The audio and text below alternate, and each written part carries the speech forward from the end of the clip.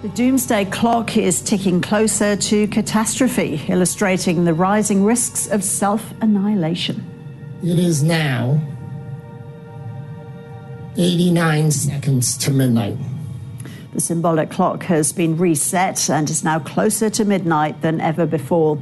Atomic scientists cite nuclear threats and the climate crisis as two main factors underlying the risk of the end of the world.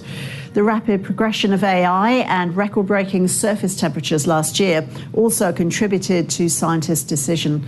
Ongoing conflicts, including the Russia-Ukraine war, escalations in the war in the Middle East, Sudan and Syria, have all impacted scientists' calculations. The symbolic clock has been used by scientists since the Cold War as a warning to world leaders and the public. Scary stuff.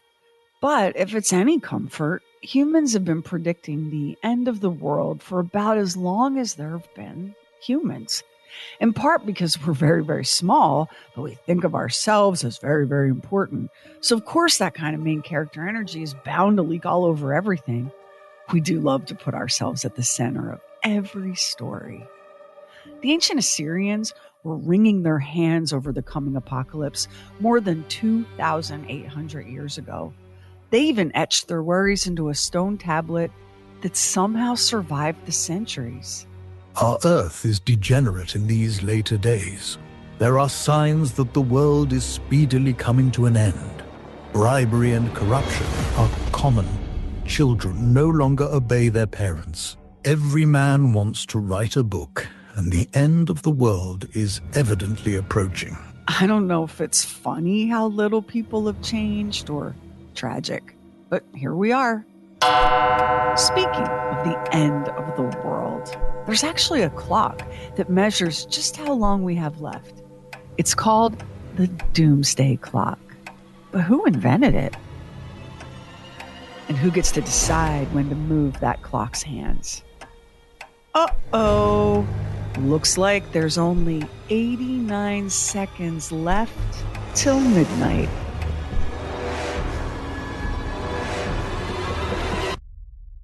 Make out a small beam of light against the mirror. 0, 1, 1.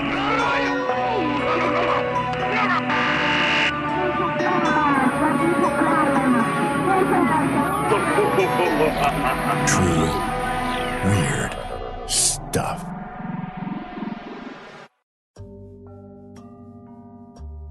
What could be more serious than the end of the world? The complete and total annihilation of human civilization. If you're facing extinction, don't you want the most rational and sober-minded people stepping up to lead? Sure you do. And yet, nothing brings out the kooks and the clowns like the end of the world. Looking at you, Jack Alonzo Goldie. Goldie was the leader of a 1950s doomsday cult. He called himself the Zoom, and his followers the Zoomites. The Zoom declared that the world would end on April 17, 1954, via a firestorm of hydrogen bombs. We are convinced the world will end because of man's madness in manufacturing deadly engines of war. We're here to preach understanding and peace throughout the world. We ask no one to believe our teachings. We ask only to be left alone. The Zoomites conducted operations from a rental summer home in Rockport, Massachusetts, but let it be known that they were heading to an H-bomb-proof shelter in Ogden, Utah. The world will definitely, as I said before, come to an end on April 17th, 1954, providing that people of the great nations do not get together against the belief that the almighty dollar is far greater than human life. The reason we know anything about the Zoom and his band of believers is because one of them, a dancer from Providence, Rhode Island named Arlene Goff, busted out in a fit of the giggles at one of their meetings and was expelled. I laughed when the Zoom told us that in the new civilization, there would be no bald-headed men. The Zoom glared at me and then pointed to the door and said, Go and learn self-discipline. Go and learn faith. When you have learned these things, return humbly, and we may accept you in the fold again. Arlene Goff went on to list the 8 conduct rules Zoomites were obliged to follow, and these rules were on top of a whole list of other requirements, including proven psychic ability. But above all, the rules were designed to ensure that Jack Goldie be treated like a god.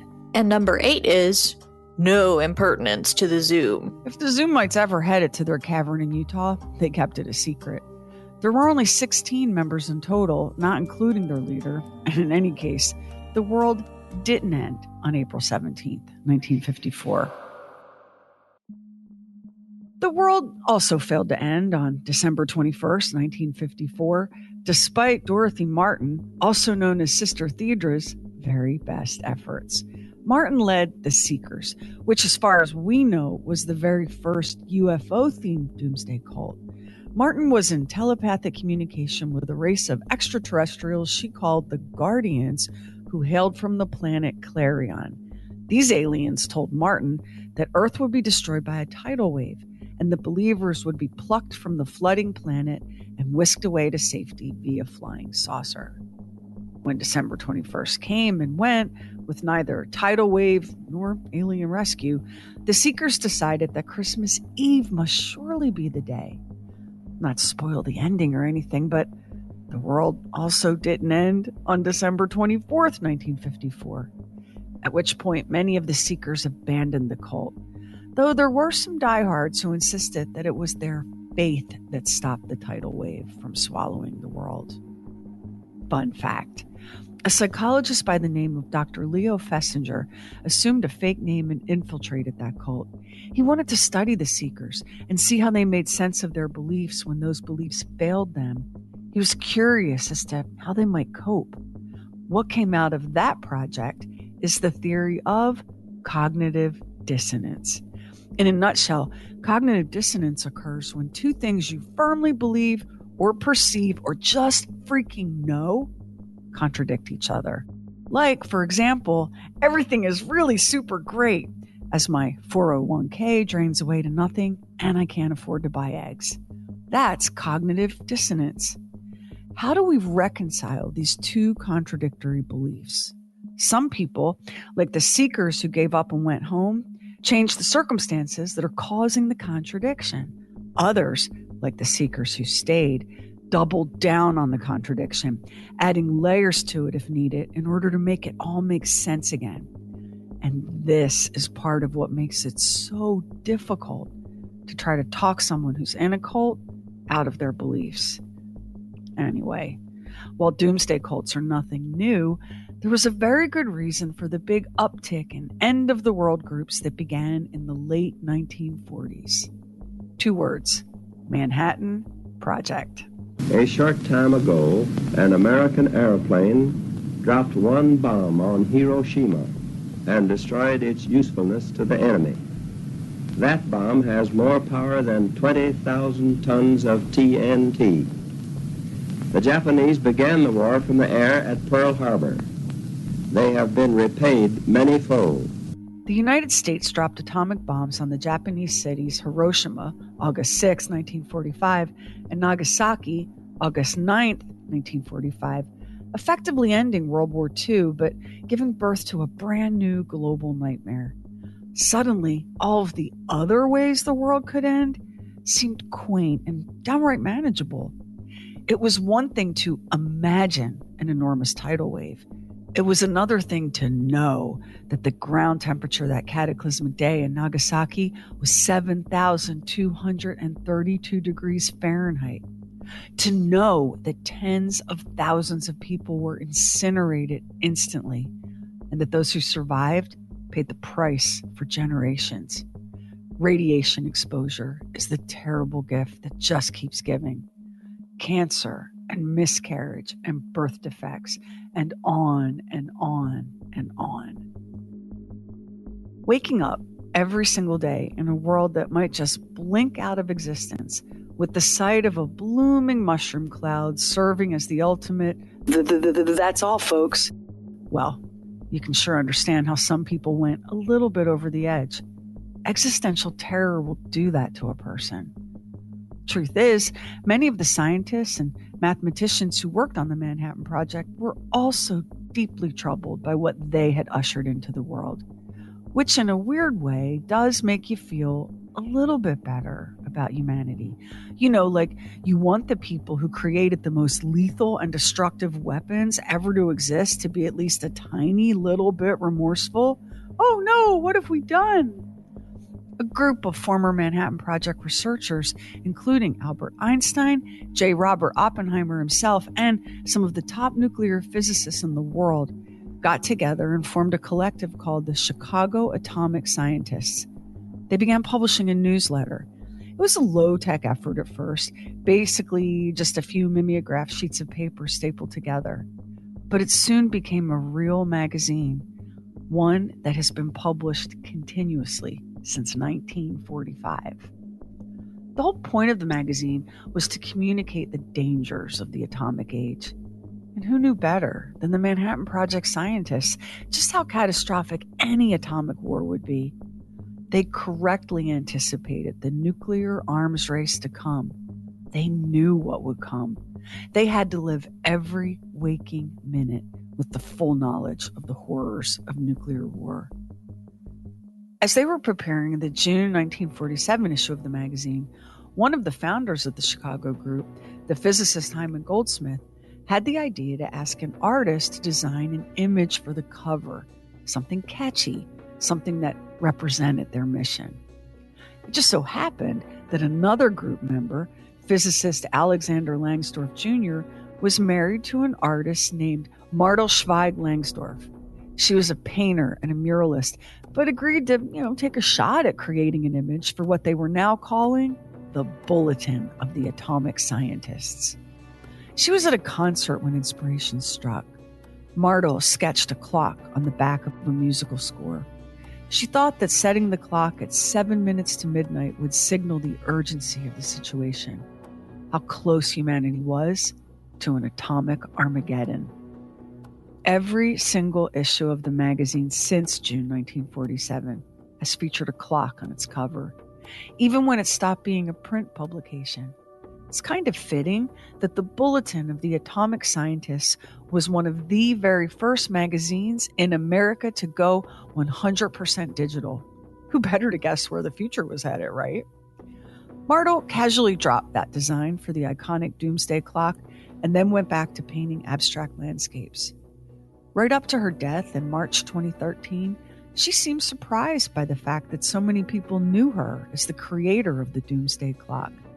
And before we leave her to rest in peace, there are just a couple of things worth knowing. For starters, how does a dreamy and sensitive artist end up married to one of Oppenheimer's atomic wizards? Well, they met at Washington University in St. Louis, where Alexander Langsdorff had his first job, building a cyclotron. That's a particle accelerator, and apparently a real aphrodisiac, too. Also, Alexander Langsdorff was no crazed warhawk.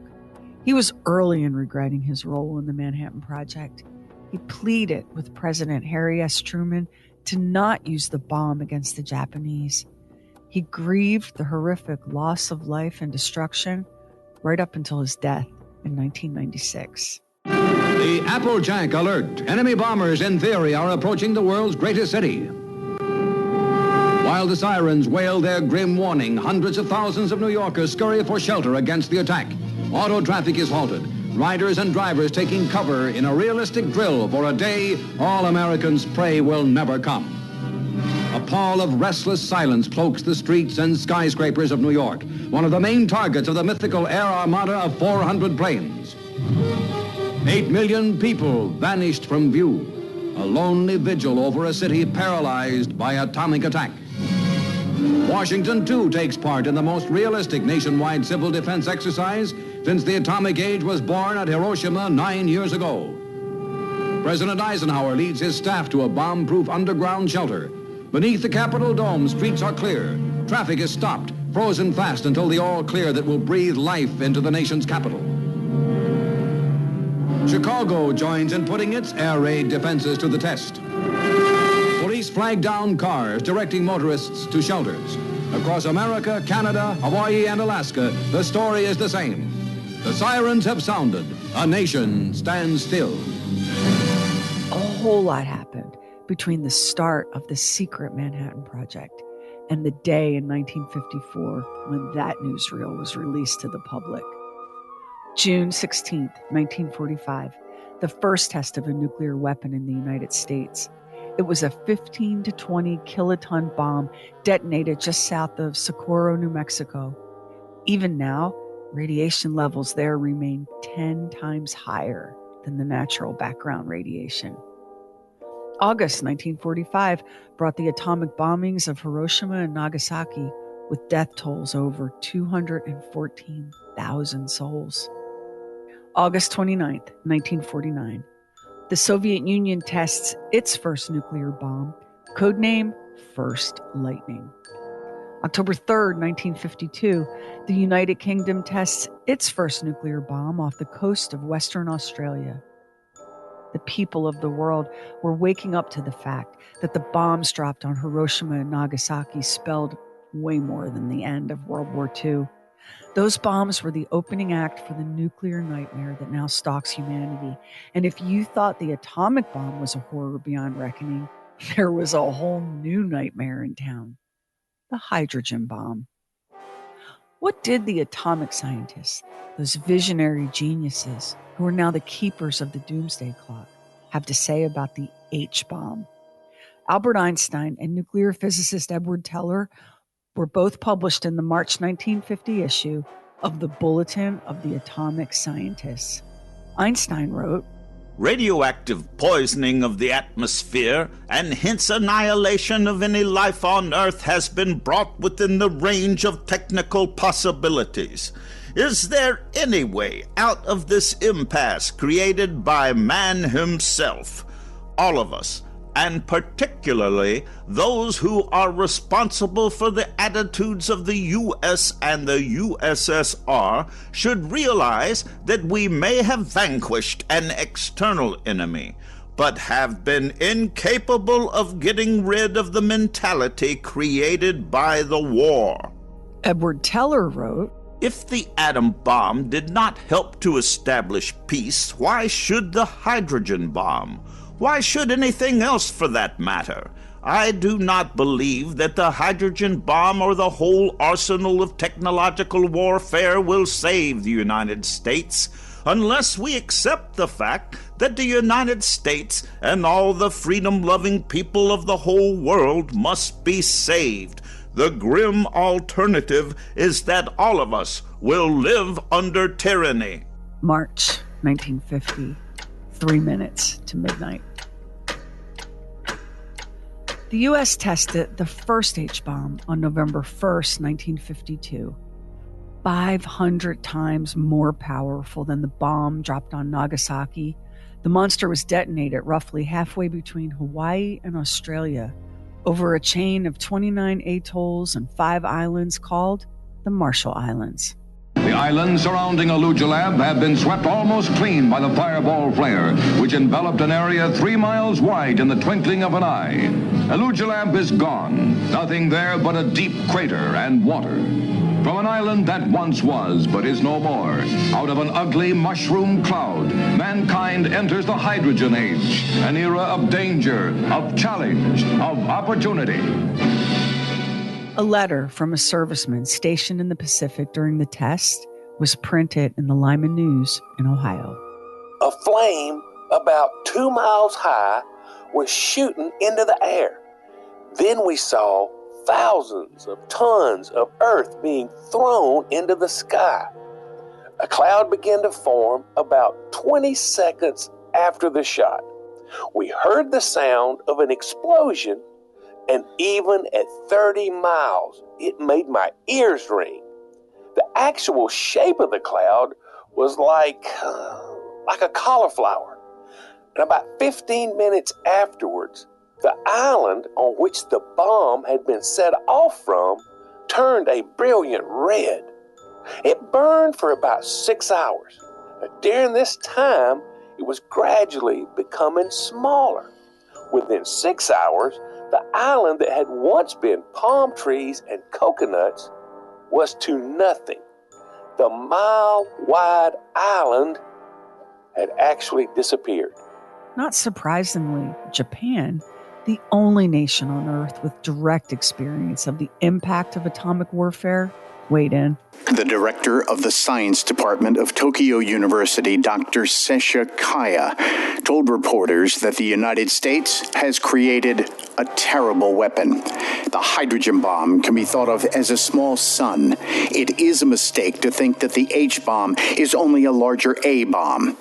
If this bomb gets out of hand, it may destroy mankind.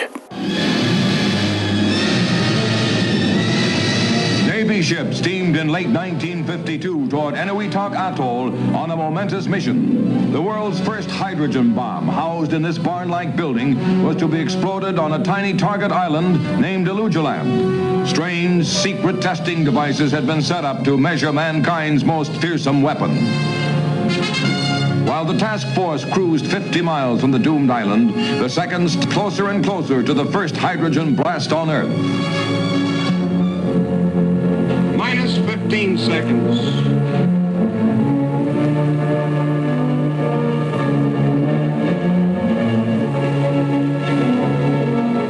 Minus 10 seconds. 9, 8, 7, 6, 5, 4, 3, 2, 1, 10.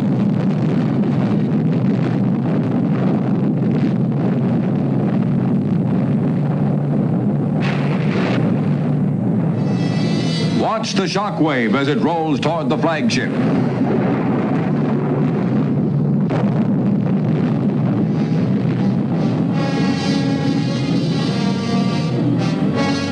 The fixed and boiling cloud surges to a height of 40,000 feet 2 minutes after zero. 10 minutes later, it has snaked skyward 10 miles. Observers fly toward the target center. The islands surrounding Elugelab have been swept almost clean by the fireball flare, which enveloped an area 3 miles wide in the twinkling of an eye. Elugelab is gone. Nothing there but a deep crater and water. From an island that once was, but is no more, out of an ugly mushroom cloud, mankind enters the hydrogen age, an era of danger, of challenge, of opportunity. The hands of the Doomsday Clock, 2 minutes to midnight. The closest to midnight the clock would be in the 20th century. It may have begun as a DIY newsletter, but the Bulletin of the Atomic Scientist soon had a circulation of 20,000, and it was growing. Dr. J. Robert Oppenheimer claimed in the July 1953 issue that Russia was gaining in the atomic race. Oppenheimer said, Russia and the United States may be likened to two scorpions in a bottle, each capable of killing the other, but only at the risk of his own life. The basic fact is that the time in which this will happen is short. We shall need all the help and wisdom and resourcefulness we can muster. This, in all probability, is a very tough fix. The atomic clock ticks faster and faster. Cheerful stuff, and super familiar to your grandparents and great-grandparents. The Americans of the 1950s started their day with a bowl of oatmeal and daily newspaper stories like this. The specter of atomic peril hovers constantly nearer. Unimpeded, full-scale nuclear attack upon continental America could be of such ferocity that it would overwhelm any civil defense that we might establish. The public is being kept in ignorance of the danger. The news was extra grim in 1953 because now the U.S. had company. The Looks like the Soviet Union had their very own hydrogen bomb, too. That we live in imminent danger, that an untoward event tomorrow may trigger a tense world to erupt in flames of atomic or thermonuclear warfare. That there will be no place to hide for the great masses of civilized mankind. These are the torturous facts which compel our leaders to spell out for us the tragic nature of the times in which we live. This is probably a good place to stop and take a quick look at the difference between an atom bomb and a hydrogen bomb. So if there was going to be a quiz, the first thing to remember is fission versus fission plus fusion. For an atomic bomb, you basically want to persuade a heavy element to split into two smaller elements. That creates a release into the atmosphere of excess energy. That's fission. You get enough material that can do that. The word is fissionable, and that energy will begin slamming into the next atom and the next and the next, causing them to split and release even more energy. Pretty soon, there's a whole chain reaction going on, and that's called critical mass. Kaboom! This is Fat Man and Little Boy, the bombs that rained hellfire down on Hiroshima and Nagasaki. Now, a hydrogen bomb isn't about splitting atoms. It's about hooking them up. A hydrogen bomb, also known as a thermonuclear bomb, takes two light elements and marries them into a single heavier one. We call them hydrogen bombs because they rely on deuterium or tritium, hydrogen isotopes. Fission heats and compresses that hydrogen fuel, which causes it to fuse. That fusion is what brings the extra oomph to a hydrogen bomb. Even though it might seem like both bombs are fundamentally the same, I mean, how different could it really be? A heavy element split into two lighter elements, or two lighter elements stuck together to make one heavy element? Same, right? No. Thanks to that deadly combo of atomic fission and nuclear fusion, a hydrogen bomb can be up to 1,000 times more powerful than an atomic bomb. On March 1st, 1954, the U.S. tested a second hydrogen bomb, a 17-megaton beast nicknamed Castle Bravo. Bravo went boom at the Bikini Atoll in the Pacific Ocean. That's a little less than 5,000 miles southwest of San Francisco. Shattering power hundreds of times greater than any previous man-made explosion was unleashed when the United States set off its H-bomb number 2. This second hydrogen bomb was actually 600 times more powerful than Little Boy, the atomic bomb dropped on Hiroshima in 1945. That detonation in the Pacific also, left scientific measuring instruments unable to record the full effects of the unprecedented force. Unable because they had estimated the yield of the Bravo test to be a 5 megaton blast, but instead it was a 15 megaton blast, which, oopsies, was, like 3 times more powerful than they expected. And 2 apparently pushed radioactive debris and moisture out beyond the safety zone boundary of the test area. And 3 jarred an island 176 miles distant. Which made the Castle Bravo test the worst radiological disaster in the history of the United States. Sorry. Extreme as all that was, it wasn't even the worst of it.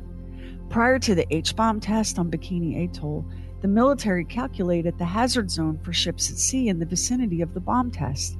That zone was calibrated at roughly 150 to 200 miles from blast epicenter. The problem with their math was that it was based on an atomic weapon, not the insanely more powerful thermonuclear weapon that is the hydrogen bomb, which explains how the U.S. naval tanker Patapsco and her crew were showered in radioactive ash. The Patapsco was on hand to lend support to the task force conducting the bomb test, which meant it was right at the edge of the so-called danger zone. Tragically, it wasn't the only ship in the wrong place at the wrong time that day. A Japanese fishing vessel, ironically named Lucky Dragon Number 5, was in the area too. The crew was fishing the waters outside the danger zone. The U.S. had issued a warning about the upcoming H-bomb test so that precautions could be taken. But of course, remember, the math was wrong, and even 200 miles from the blast center wasn't nearly far enough away to be safe. Not only was the Bravo blast about 3 times as powerful as predicted, but the weather also decided not to cooperate. Shifting winds carried heavy radioactive fallout far outside the danger zone, where it fell like a gentle, dusty rain onto the deck and crew of the Lucky Dragon Number 5. Fallout made up of 10 million tons of vaporized water, coral, and sand. And if you're wondering why that fishing boat didn't get the heck out of there the instant the sky turned blood red and the air itself shook, well, they had lines and nets in the water. They had fish on those lines, tuna and some shark, and they couldn't or wouldn't leave any of that behind. Instead, they spent about 6 hours hauling up gear and processing their catch. As a white snow of that irradiated coral and sand piled up around them, one sailor gave it a lick with his tongue and declared it to be tasteless. Another used his bare hands to scoop it into a sack. It stuck to every surface, worked its way into the layers of their clothing, set up house in their nasal passages, throats, and lungs. Just one day later, the men began falling ill. Dizziness, nausea, pain, diarrhea, bleeding from their gums. By the morning of their 3rd day post-blast, sores were erupting on their bodies in the places where the radioactive dust had touched. Their skin darkened, their hair fell out in clumps. In the hold, the fish they'd risked so much to process were every bit as radioactive. It wasn't until the Lucky Dragon Number 5 docked at the port in Yaesu, Japan, that they understood what was happening. The crew had been poisoned by fallout from the Bravo H-bomb test at Bikini Atoll. Confronted with the tremendous power of the latest thermonuclear devices, the United States has more than tripled the distance ships must keep between them and the flashpoint of any new Pacific tests. It set a radius of 400 miles for the new danger zone. Cool, great. Just too late for the Patapsco, too late for those very unlucky fishermen aboard the Lucky Dragon Number 5. Were they the only humans harmed by the Kessel Bravo test? No. Were you hoping that each and every one of the islands and atolls in the Marshall Chain was uninhabited? From a special report by the Defense Atomic Support Agency presented in 1969. Dr. Robert Conrad, who directed radiation studies on Marshall Islanders, highlighted the most serious finding in the Marshallese is the development of thyroid abnormalities, a result that he subsequently described as a late result of fallout exposure. The wide-ranging discussion during this meeting reflected on this and related problems, including nuclear physicist Theodore Taylor's observation that, obviously, we didn't irradiate the natives on purpose. Obviously, we didn't know what the hell we were doing. We deny the fact that we did not know what we were doing, but there is no basis for that confidence anymore. Hey, remember that part about the weather not cooperating? As a result of unexpected wind shear conditions, heavy fallout of debris from Bravo on atolls east of the Bikini Atoll test site resulted in high radiation doses to the populations of nearby atolls. It's not like an effort wasn't made to protect the people living on the Marshalls. While the populations of Bikini and Eniwetok were relocated before the testing began, other populations were evacuated following the Bravo test. Within about 2 days following the detonation of the Bravo test and the unexpected fallout on atolls to the east, the resident populations of Rongelap were evacuated to avert continued exposure, to be decontaminated, and to receive immediate care for conditions and acute exposures. It just wasn't enough of an effort. Or maybe it's more accurate to say that no effort could have been enough, given how wrong they were about Bravo's power in the first place. There's a world of difference between 5 megatons and 15 megatons. We have confirmed that exposure to radioactive fallout, particularly soon after detonation of a large device, can result in high exposures and substantial increases in cancer risk. We know that now. Too late for the citizens of the Marshall Islands. And by the time they were fessing up to all of it in 1969, things were actually looking a little more hopeful for the people of Earth. Thanks to nearly all of the world's nations coming together as one to sign the Nuclear Non-Proliferation Treaty. Compared to the violently divided and warlike world we're waking up in now, this might sound like the plot for an episode of My Little Pony, but here goes. The Nuclear Non-Proliferation Treaty was a deal where nations with nuclear capability would help nations without it to develop nuclear power as long as they promised not to make nuclear weapons. Israel, Pakistan, and India announced they'd be sitting this one out, but everyone else was like, okay, I guess. Nations with nuclear weapon stockpiles even agreed to get rid of their own arsenals if and when geopolitical conditions made that possible. And the bulletin of the atomic scientists, it was guardedly optimistic as they pushed the hands of the Doomsday Clock back all the way to 10 minutes before midnight. The great powers have made the first step. They must proceed without delay to the next one, the dismantling, gradually, of their own oversized military establishments. 3 years later, the news was even better. 1972 brought the possibility of a Strategic Arms Limitation Treaty, SALT. That was an agreement between the U.S. and the Soviet Union regulating how many ballistic missile launchers either country could possess.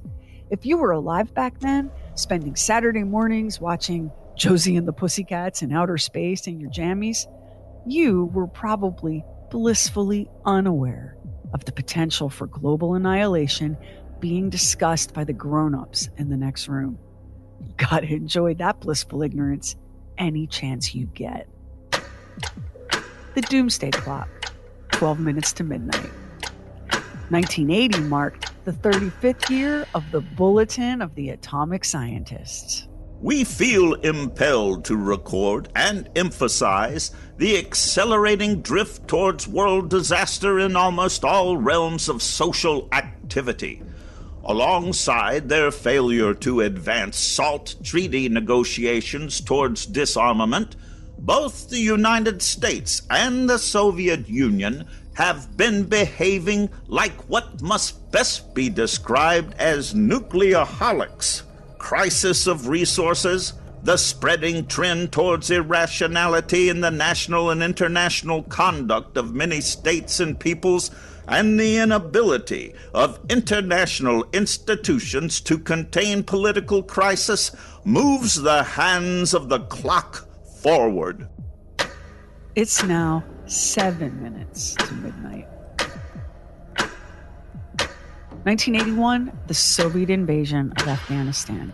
Newly elected President Ronald Reagan declares that the best way for the United States to end the Cold War is to win it. 4 minutes to midnight. And then, relief. Hope comes to the world when the Berlin Wall, that heavily guarded and fortified barrier that kept people in the communist state of East Germany from fleeing to the democratic freedoms of West Germany. It was both a real physical barrier and a massive symbol of the vast ideological divide between East and West, between freedom and tyranny.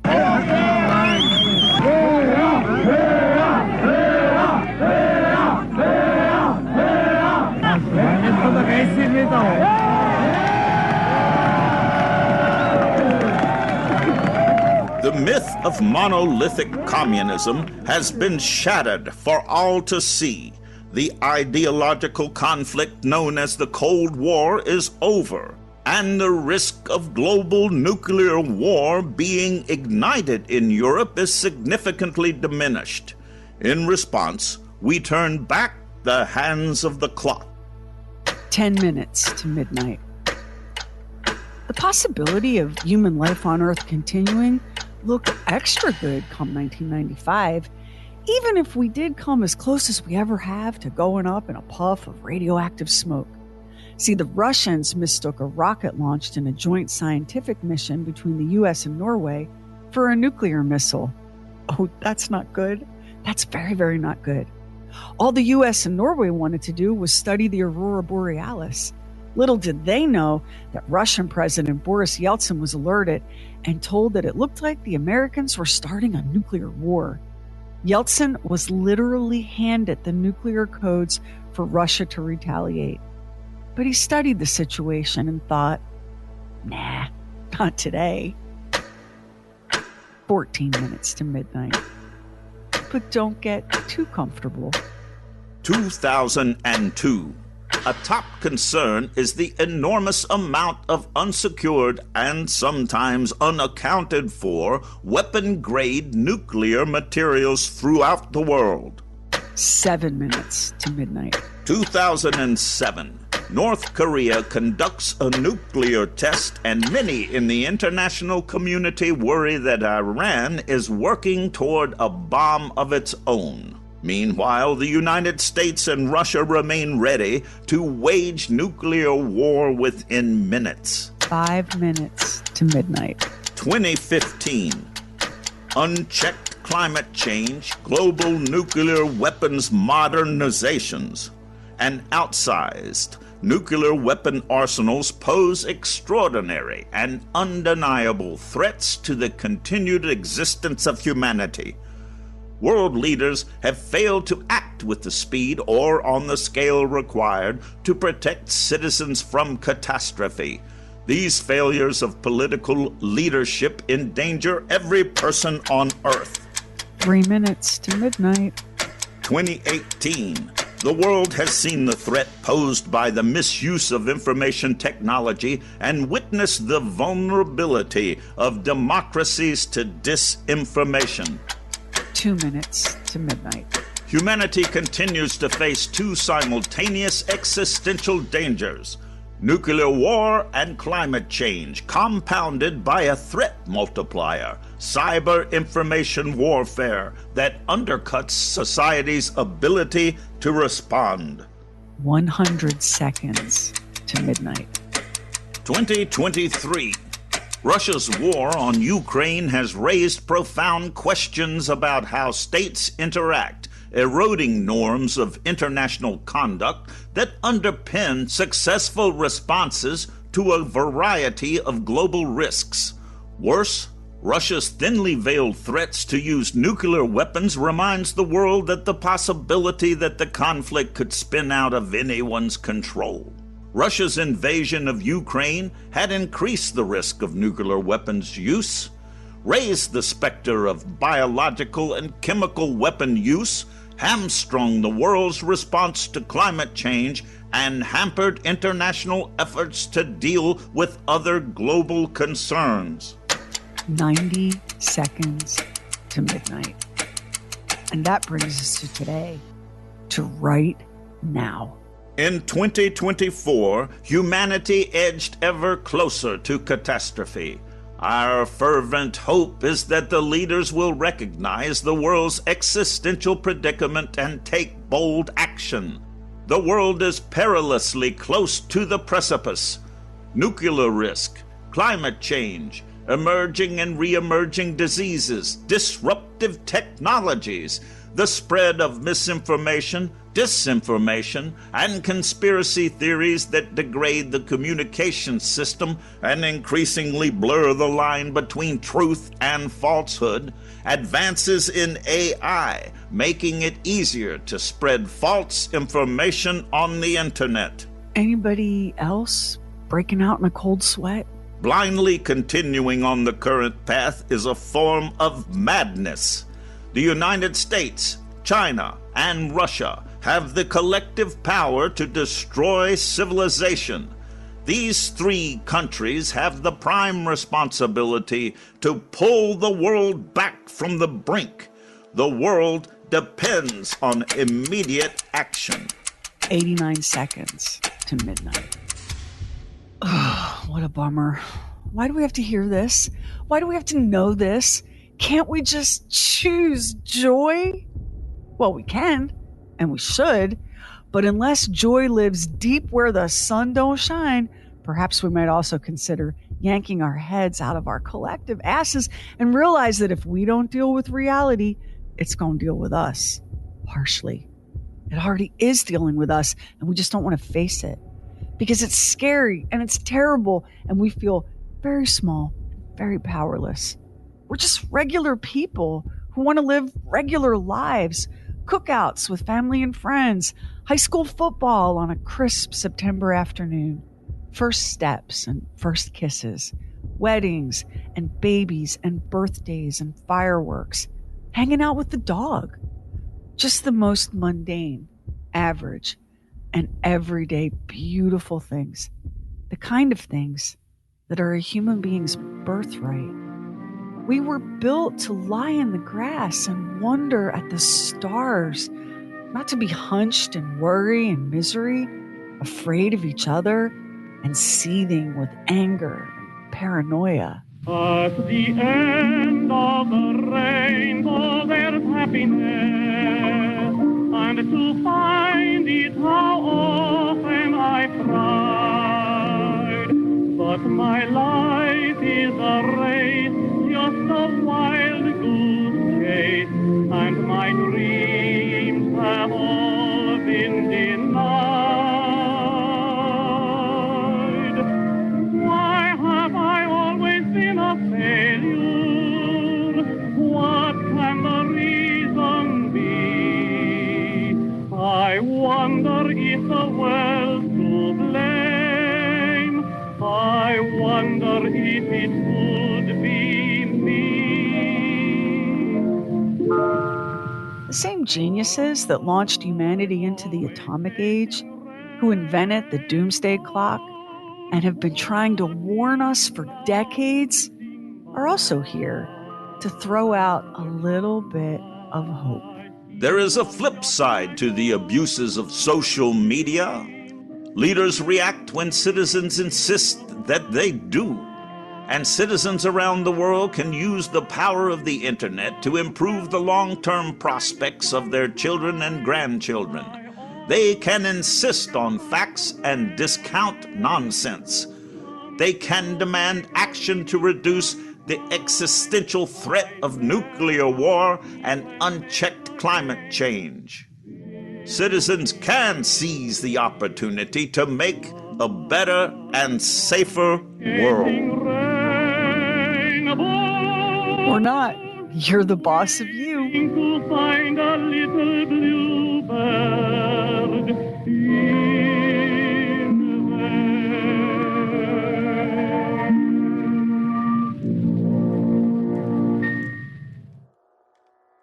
Next time on True Weird Stuff, they came to the new world as brides, walking meekly in single file through the muddy streets, disappearing behind the locked door of the convent that housed them. At first, they were objects of fascination. The fear came later, and so did the legends.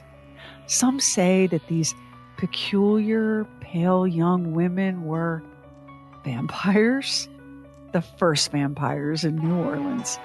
Meet the Casket Girls on the next True Weird Stuff. Special thanks to our voice talents on this episode: Lamar Richardson, Heather Elizabeth, Carrie Doc Bowser, Sam Moore, and Don Morgan. Sherry, it's this kind of feel-good episode that makes me so happy to be a part of True Weird Stuff. Although there was some hope at the end, and I was really glad to hear that. But this is something that we've lived with our entire lives, and we've just sort of accepted that way back here in the back of your mind, you think about this from time to time. It's just, the thing is you can't be consumed about it on a daily basis because it's something that's truly, I say it's out of our control. It is and it isn't. As the scientist said at the end, you can have a little influence on what happens with some of this stuff. Well, believe me, as we were working on this one, I thought to myself, well, girl, this is why nobody likes you. Because you're no fun at a party. I know, but listen, this is the backdrop. This is the background radiation, literally, of our lives, our parents' lives, our children's lives, our future grandchildren's lives, all of it. And here's the deal. As the atomic scientists say at the end, it's on us. Leaders react when citizens insist they do. We could be using the internet to improve our long-term prospects, or we can just off into the moon, and share a bunch of conspiratorial memes and deny science and knowledge and history. And those of us that survive the coming Armageddon, will be bombed back into the Stone Age, and we can start over, leaving that simpler and more wholesome life without seed oils that people are constantly ranting about on the internet. We have a responsibility. It's on us. It's on us to do something, to take some meaningful action to preserve our own freaking future. But of course, that's hard and scary. And people, something that has just been so foregrounded for me since we've been working on this podcast is people are much, much more interested in shouting at and shooting the messenger than they are in dealing with the message. We just don't want to hear it. It's scary and it's too much work. And you and I might have a fighting chance in hell of being successful if we just talked about like looking for ghosts and Bigfoot. Well, what's funny about this too is that the reality of this is now the realities of the kinds of tests that were done and the repercussions of that and the repercussions of what happened when the atomic bombs were dropped in Japan back in 1945. That's stuff that's in a history book. And I think for a lot of people, because it's in a history book, it's like it had happened long ago and it's not a part of our current reality, No, exactly. It happened long ago and it's resolved. We can move on. Right.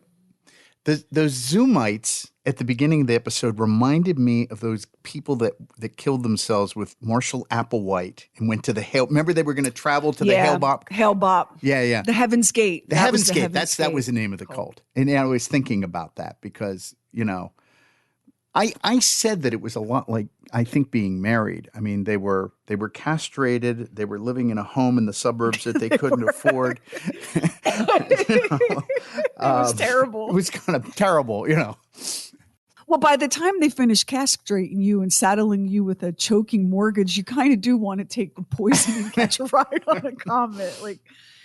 We have an episode we're going to do on another doomsday cult leader, and this is going to piss people off. People are going to be so pissed off when they find out that not everyone believes this one specific sort of religious doctrine, but for the people who do, buddy, are they not going to love learning where that came from? And that it came from a kooky ass Cold War doomsday cult, and it has just been now absorbed into the mainstream, and people talk about it like it's a legitimate biblical or scriptural thing, and it's not. Human beings, the fuckery, am I right? Like the stuff we get up to. So let me say, yeah, okay, it's no secret to anyone that I'm really fascinated with all this Cold War, civil defense, build a bunker, mushroom cloud stuff because, I have an older brother that was obsessed with it and these were my bedtime stories. But I've heard about the Doomsday Clock my whole life.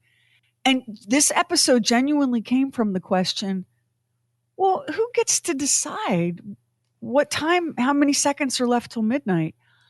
My jaw dropped when I learned the true story of the Doomsday Clock. You may have already known this. I didn't. No, this is one of those things that I've heard about my whole life, but I've never given too much thought about it. Like what is exactly going on with this Doomsday Clock?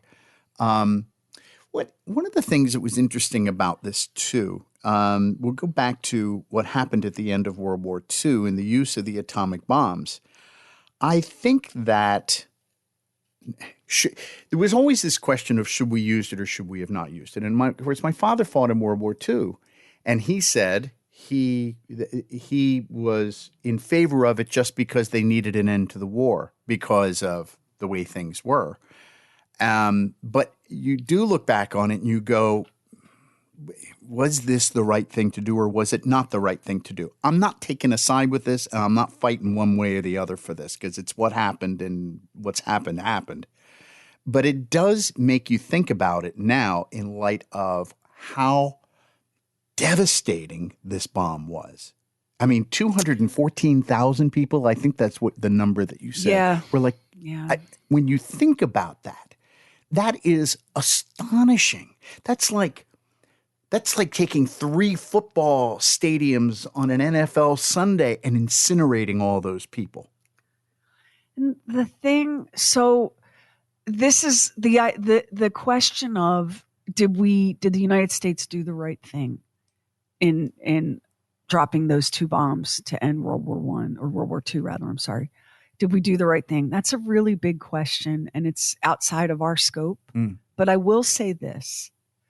I think it's abundantly clear, and if it isn't, then I didn't do a good job here. It's abundantly clear that we really didn't know what we were doing. No. We didn't understand the magnitude of what we were doing.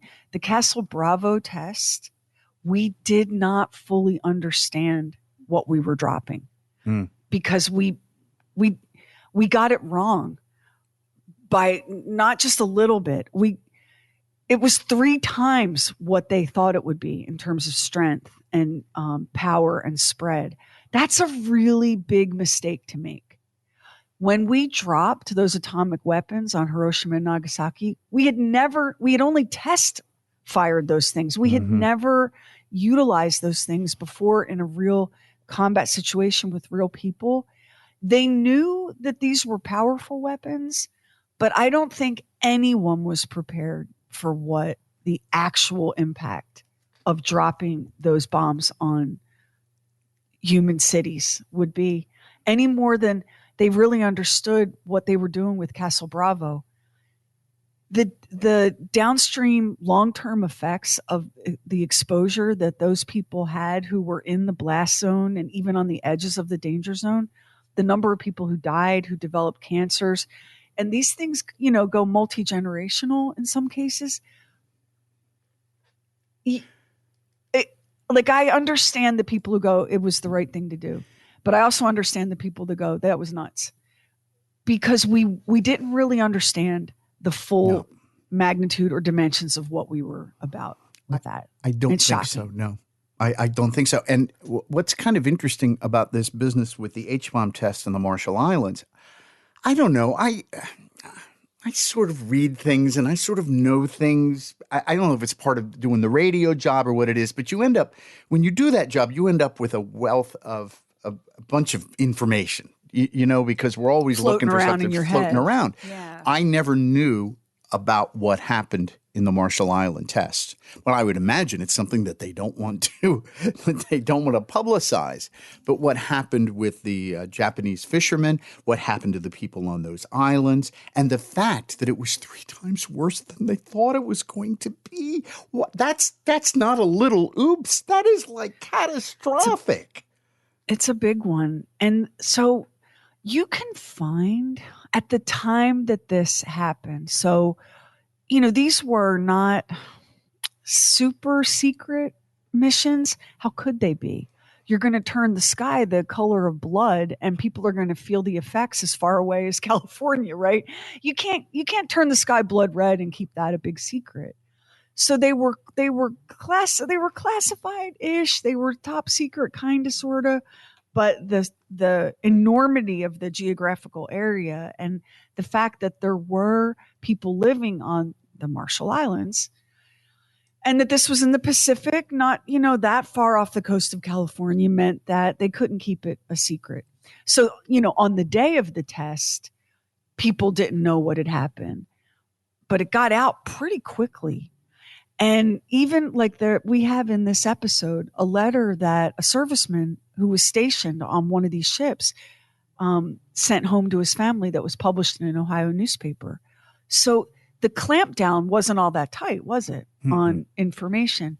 And there was no controlling what happened with the Japanese fishing boat because they were Japanese citizens, sovereign nation. And when the Lucky Dragon number 5 docked in port and these men stumbled off dying of radiation exposure, well, that's not going to stay a secret. But people, even then, even as all of this was coming out at the time in the newspapers and the TV news or whatever, of the radio news of the day, people didn't have any context. And you have to remember too that during the Cold War, this was like the atomic age, and people were excited by this technology, right? They were, the future was so bright, and we were going to have all this deterrence, and this was going to make the world a safer place. And all of the opposite things happened. The context is really what's wild. And what tripped me out, because we're living in such an age of disinformation, misinformation, propaganda, fractured realities, losses of collective understandings. Like, we're living in a wild freaking time right now. What shocked me was how transparent some of these news stories were. I mean, the reason that we know what happened to the sailors aboard the Patapsco is because they weren't silenced. I mean, think about that for a second. Think about that. It was such a different time. Yeah, you would think that they would have been. But I also think the other thing about this, we've talked about this before, and that is that when they were having these nuclear tests outside of Las Vegas, it was an event to go watch it. I think to try to explain what the lasting effects of radiation are to people is something that was beyond their understanding, right? It's radiation. It's this thing. Does it hurt you? Do you feel it? Do you taste it? What is it? And I think a lot of people, I think even today, still people don't understand what the long-lasting effects of radiation are. Look at the fishermen on the Lucky Dragon number 5. They were tasting it. They were scooping it up with their hands. They had no idea what was happening. No idea. And why would they? How could they? Right? It was all so new.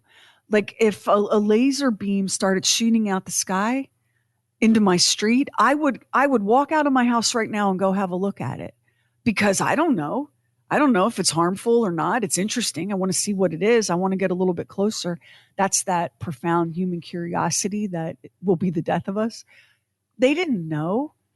And you say to yourself, yeah, but come on, guys, like pulverized stuff is falling out of the sky onto your boat. Now, that can't be good. Well, they don't know. They don't know that. Be good. And the business of, why didn't they leave right away? Well, these were men that needed the job, and they weren't going to cut the lines and leave thousands of pounds of hard-won tuna in a net drifting to the bottom of the Pacific and get fired. Are you kidding? Not be able to feed their families? Hello, capitalism. You're going to stay and do the job, even if it kills you. And it did. I mean, this was 75 years ago. Something like that happened. I mean, and once again, you had some idea of what happened with radiation 5 years previous to that when the atomic bombs dropped, but really nobody really understood that. I do appreciate the fact that you put in layman's terms what the difference between an atomic bomb and a hydrogen bomb is. Because once again, these are things that I've heard about. I knew the H-bomb was worse than the A-bomb, but at least it sort of explains, at least in layman's terms, a little bit about what's happening with that and the enormity of what happens with these H-bombs. Thank you. And that was, I'm such a masochist. What is wrong with me? In my real heart, I want to make up little songs and sing them to my cat and have a cocktail and look at the sky. Why do I make my life so hard? So I'm sitting outside on the front steps with my laptop. And my husband comes up and he's like, "What you working on there, sweet meat? You want to take a break?" And you know what he means by that.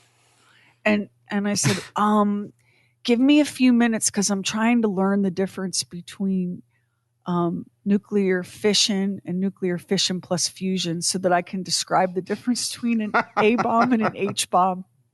And he's like, "Or you could go for a walk." Well, no, I can't though, because that's all I'm going to think about until I figure out how to explain it, because it was actually so complicated. It was so complicated.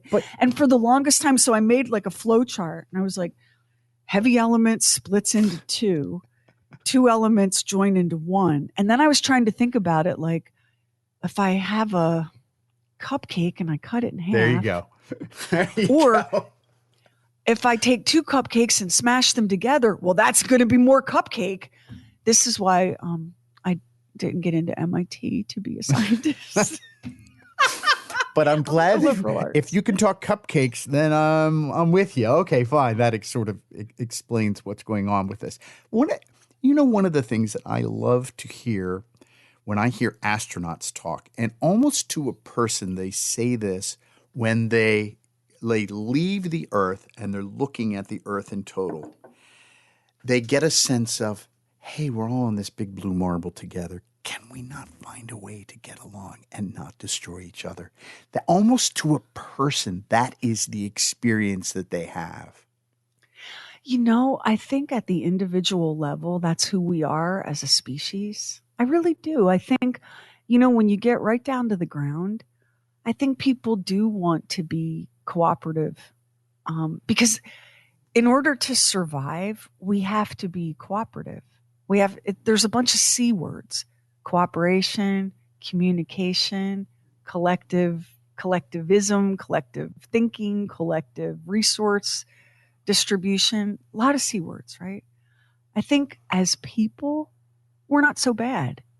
It's when we turn into crowds and populations that we get into trouble. And I think that regular everyday people who just want to get along and choose joy and live their life, and why can't we all just be friends? These are not the people that crave power and dominion. The people that govern, they are people who mostly, by and large, crave power.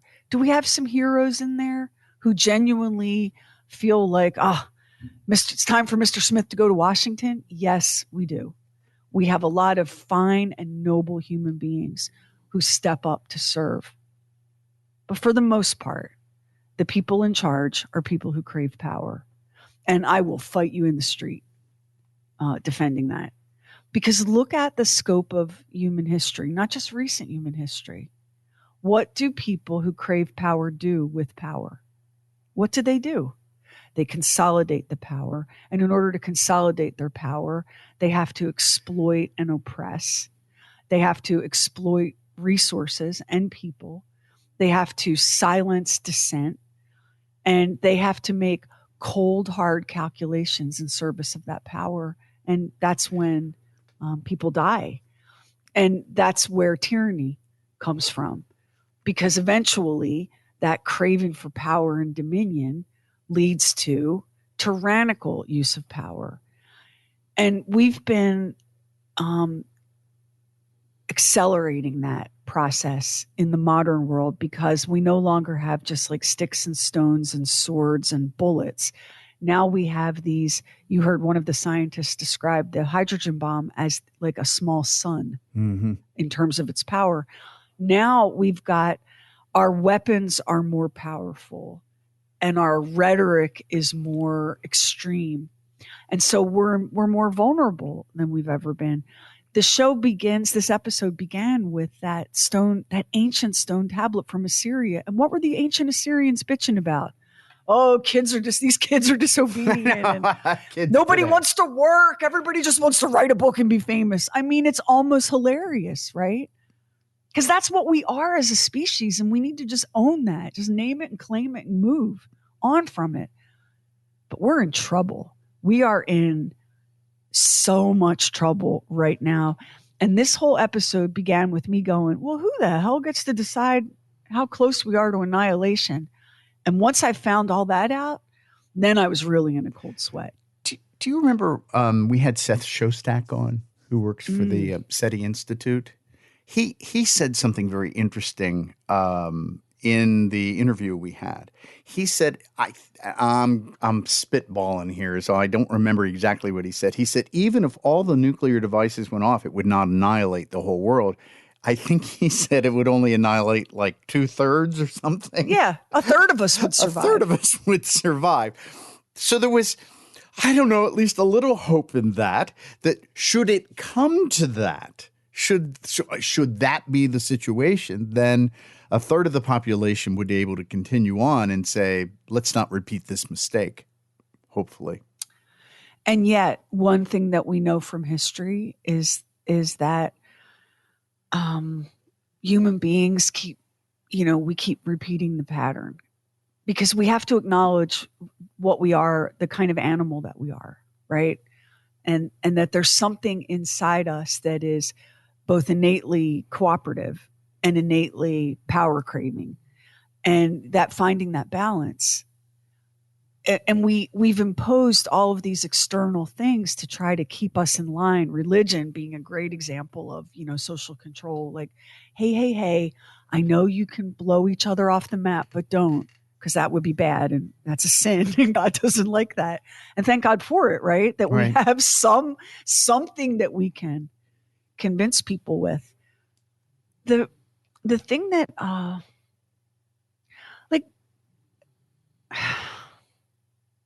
what scares me about where we are in this moment right now is and I think, again, this is like superhuman nature.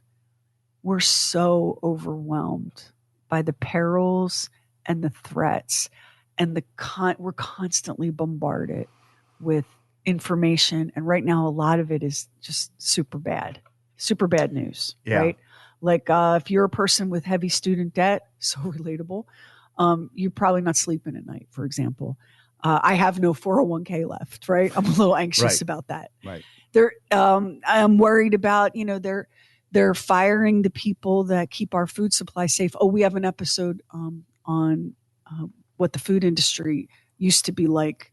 And I promise you, at the end of that, you're going to be wondering if you can exist on old tubes of chapstick and cotton balls, because you ain't going to want to eat anything. But anyway, we've got all this stuff flying at us. And at the exact moment that we need to forcefully push back, as the atomic scientist said, forcefully push back and demand, hold our leaders accountable, and demand that steps be taken to improve our chances of peace and prosperity. At the exact moment when that is needed the most, we are digging our heads deeper into the sand because we're so scared and so tired. So that's what freaks me out. Should I go ahead and get that 3-month supply of food that'll last for 25 years? Now, I see that food and they say it's delicious, but I'm looking at it closely and I think it's going to be difficult to me to maintain my low-carb diet. Oh, yeah, it's very carby. That freeze-dried like rice and stroganoff stuff. And they show people eating it and they are all smiling like, this is delicious. It doesn't look delicious. So I'm just going to get some canned soup and hope that that'll tide me over should a nuclear annihilation happen. So, I mean, obviously, as someone who has been like way interested in this for my life, like really since I was a kid, I've been super interested in the geopolitics of the Cold War and World War II. And I guess part of it was growing up in a military family, Navy. Part of it is my older brother's fascination with it. And for most of my life, I've thought about survival, and people that I've talked to about this who share these interests have also thought about survival. And for a long time in America, the whole country was thinking about survival. If you haven't listened to our episode called The Bunker, that would be a fun one to check out. Yeah, it's a really good episode. There were, the government was putting bunkers in public places. People were putting them in their backyards. It was all a charade, right? It was all a hopeless charade. But we had the impetus to hope that in the face of annihilation, that we could somehow prevail, right? Well, talk to people now. And this is what gives me the middle of the night existential zoomies. I talk to people now and they say things like, well, I don't want to survive. If something bad is coming, I hope I hope it hits me instantly. I don't want to be here afterward. That's new. That's new. The idea That's of new. I don't want to survive. Yeah. I don't want to survive. It's the opposite of the people were scared, like Cuban Missile Crisis, right? People were scared, but they believed that there was even in the face of pending apocalypse, that there was something worth surviving for, that there were these ideals and values that you were willing to defend, even if it meant living in a hole in the ground for some period of time and emerging into a smoking hellscape that you would then spend the rest of your short life trying to rebuild. People still had a vision for the future. And now people that I talk to and things I see online, I'm constantly like reading people's posts and Substacks and Reddits and comments. And there's a real vibe now of, oh, no, I'm going to pour a glass of really good bourbon and I'm going to sit on my deck and I'm going to watch the world burn. And then I'm going to be gone. And that scares me as much as any of these weapons ever could. Talk me out of it. Tell me you're seeing something different. You know, I mean, all I can think about is that high carb food. But I think I have, I'm usually optimistic about people and our abilities to overcome certain things as human beings for our own self-preservation. So I always have this belief that we will win out with some kind of optimism and an understanding that we need to be able to live in peace in some kind of way. And I know that seems awfully optimistic, but I believe that there is that possibility. I do believe that we can see that. And if I can't live in the dread every day, I can't, because my feeling is I have the work that I have to do in front of me. I mean, I have I'm a voting person. I vote, and I vote for what I think is the right thing to do. And I hope that that's going to make some kind of a difference. It's the only power that I really have in that situation. And then I try to do the work that's in front of me and say, I know this is hanging over our heads, but at the same time, I'm going to be able to see what kind of peace and joy that I can find in this world with what's right in front of me and the things that I'm supposed to do today. And I love that. And I think that's probably the healthiest way to be. So let me say, I'm a social worker who firmly believes that even though you can't save everyone, you save as many as you can. And you hope that makes a difference, right? It's the parable of the starfish. The parable of the starfish. Right. This person's walking along the beach and it's littered with thousands and thousands of dead starfish that have been cast onto the sand after a storm. And as this person is walking down the beach, they're picking up a starfish and throwing it back into the ocean, one after the next, after the next. And a passerby says, "What are you doing? Why even bother? Look at all these starfish. You're never going to save them all. It doesn't matter what you're doing." The person picks up another starfish and flings it into the sea and says, "Matters to this one." So that kind of, I've always loved that because it really sort of encapsulates like my view of the world. Like, you're not going to save everyone. Of course you're not. But you could maybe save this one. And who knows what may happen as a result of that. So hear me out.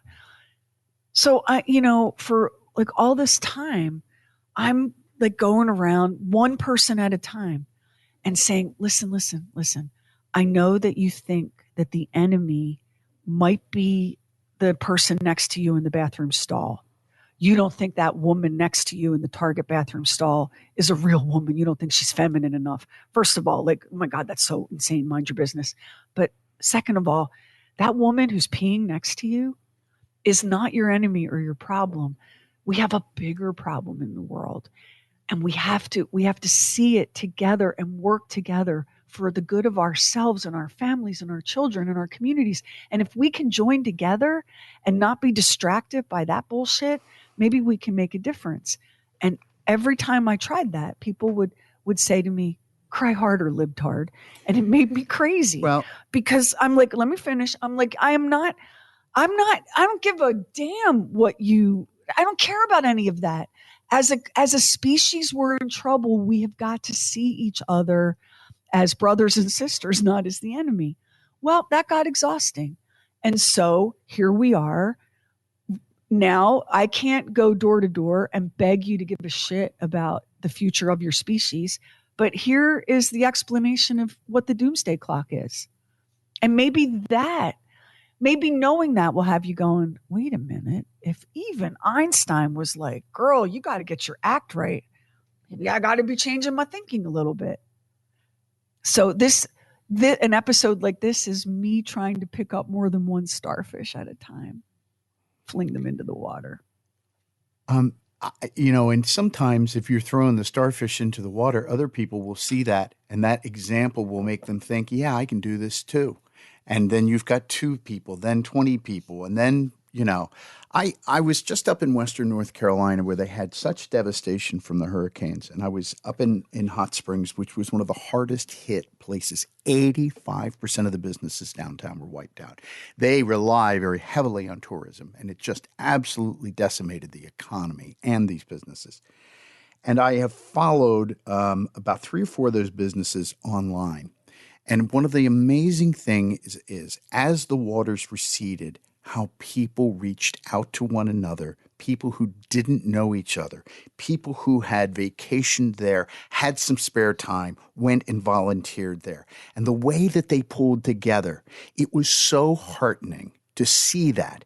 And it was human beings at their absolute best, understanding the enormity of the disaster, then linking hands together saying, how can we support one another to try to get through this?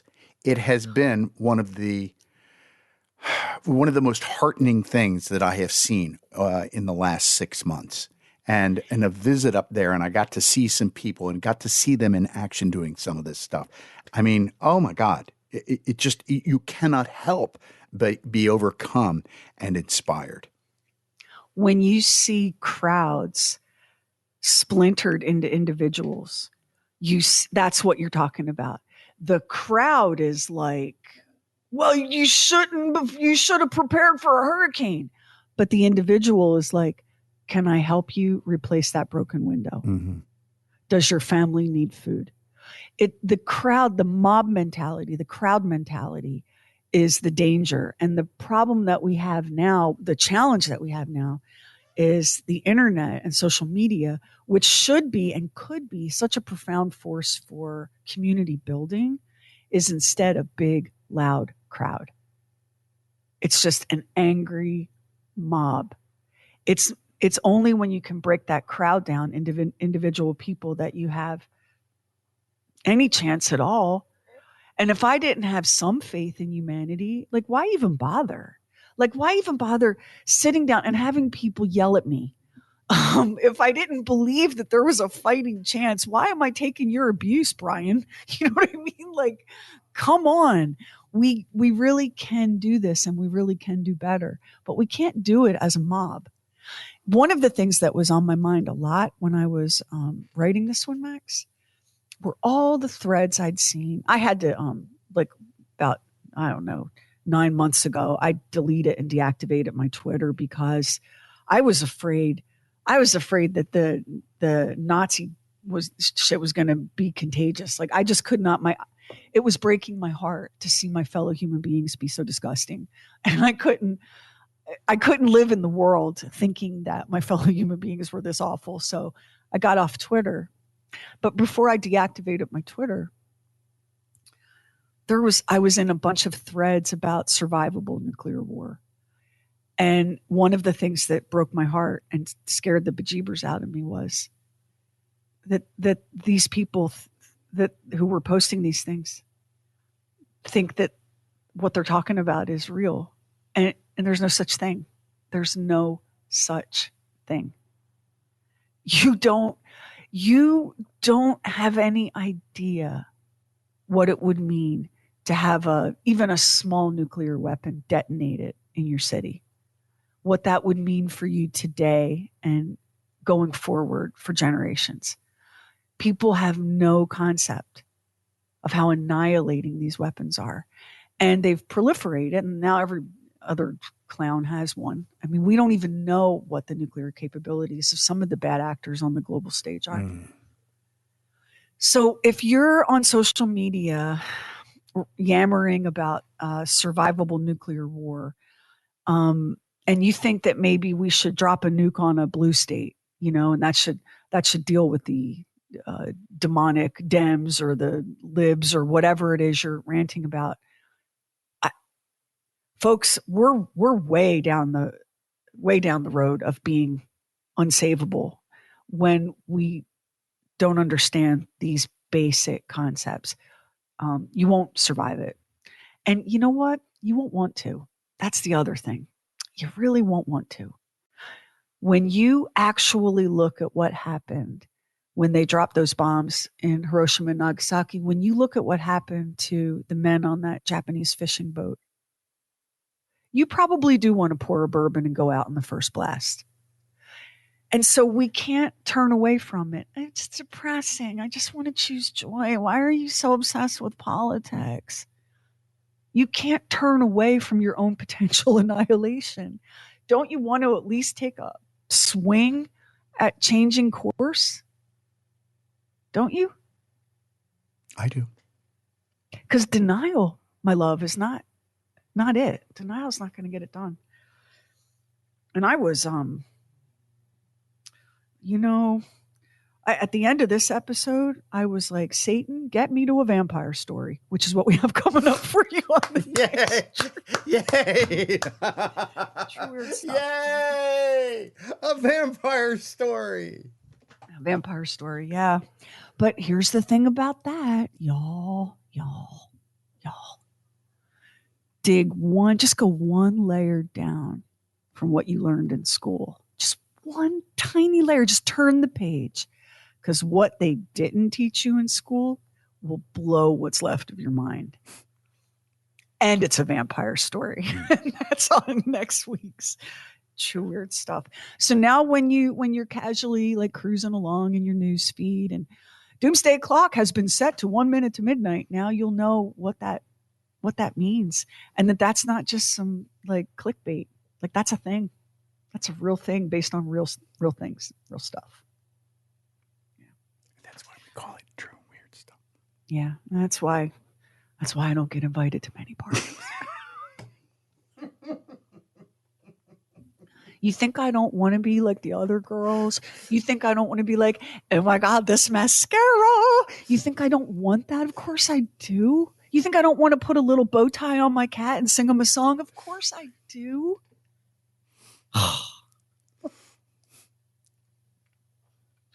It's just, reality and whatnot. All right.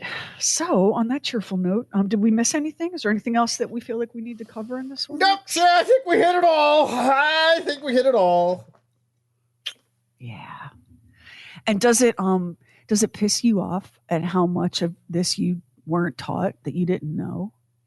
Does it piss you off that you didn't know that one of the islands in the Marshall Islands melted and vanished into the sea from the strength of that Castle Bravo test? Did you catch that, by the way? Yeah, it pisses me off that I didn't explore this more. Not that I wasn't taught this. More that I didn't go and try to find this kind of information. I mean, I was shocked and appalled. Can you imagine the lawsuits today? Oh, you couldn't today. I mean, they're still doing these tests. Not like Castle Bravo, but so the Soviet bomb, I couldn't put it in this episode or it would have been the Winds of War. It would have been so long. That is such a Gen X reference, girl. The Z's and the Alphas won't get that. I got it, Sherry. Girl, with your after school special and your Trapper Keeper, what? So the Soviet hydrogen bomb was called the bomb Tsarina, like the Tsar, the Russian Tsar. This was the bomb Tsarina. that bitch swallow the world. We could have done a whole episode just on the hydrogen bomb, your worst nightmare. We're not the only ones that have these capabilities. And we have no control over what the other kids are doing with their toys. Just remember that. 0.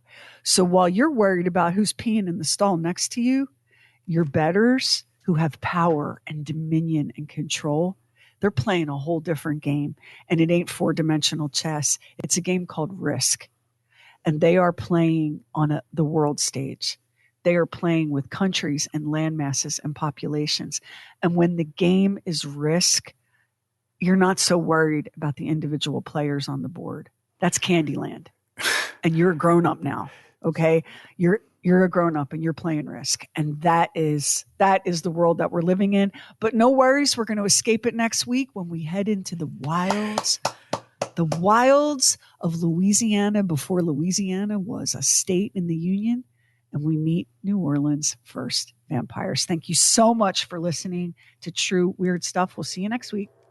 And if you listen to us on Apple Podcasts, hit the plus button in the top right corner, and now it helps an independent podcast like ours to get discovered. And we really appreciate it if you subscribe, rate, and review True Weird Stuff. Hit our website, trueweirdstuff.com, for show notes and photos and videos when we have it, and bonus content. Everything True Weird is waiting for you at trueweirdstuff.com. And follow True Weird Stuff on Instagram. True Weird Stuff is a Now Media production. Our executive producer is Anthony Garcia. The show is written and hosted by me, Sherry Lynch, along with my deeply weird director, Max Sweeten. Our equally odd producer is Carrie Bowser. Additional production by the mysterious Stephen Call. Our digital witch and social media cult leader is Heather Furr. Original graphics by Kevin Nash. Original artworks by Olivia Axlin. True Weird original music composed and performed by Jack Griffin and Zane Nash. Copyright 2025 Now Media. All rights reserved, all wrongs remembered.